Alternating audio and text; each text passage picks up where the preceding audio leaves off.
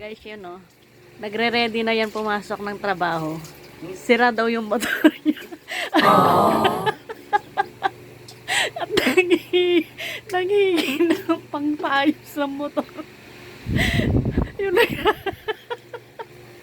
yung nagtatrabaho ka pero wala kang pera, guys. What? So, nangihingi ka sa asawa mong walang trabaho. Siya pa may pera.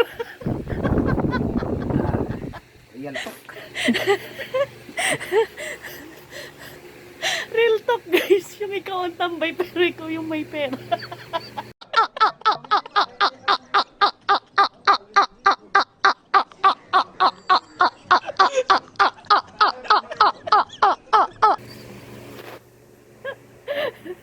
Sino break yan, guys?